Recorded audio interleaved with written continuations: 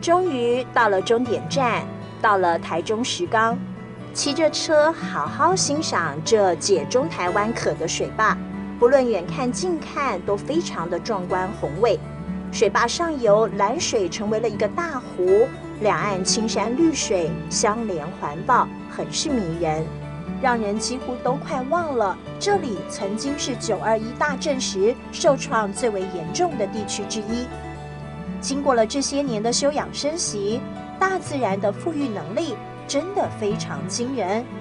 因为当我再度站在这里，已经是一片青山绿水，而这的宽阔让人忍不住有着深深的敬畏，也更想把自己交付在这一片天地之间。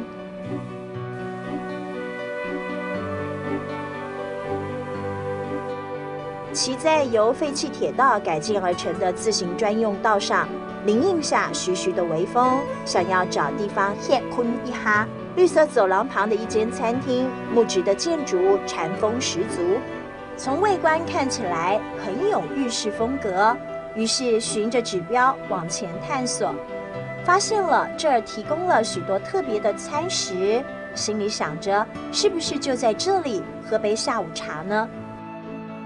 人的食欲与消化强烈受到空间氛围的影响，在这空间里，不只为了品味，也更为了健康。在全木构造、满是芬芳当中，眼下琥珀色的茶汤、精致的茶点，品尝起来也别有滋味。而餐具的摆设和质地也很是用心，让我一口热茶，一口甜食，几乎疲惫都缓缓地消除了。好好喝哦，请素菜啊，歇困一下。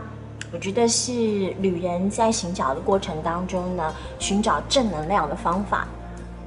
今天找到的这个地方，非常非常的文青风。我下次应该还会再骑着我的铁马造访一次。隔着窗子看到东丰铁路绿色走廊上铁马如织，台三线浪漫客家走廊的一景一物，也开始像是电影一般在脑海里播放。我想我还会再一次出发吧，从起点到终点，重新和自己相处了一遍，让生活中繁杂的心请素猜歇困一哈。铁马上的时光我会珍藏。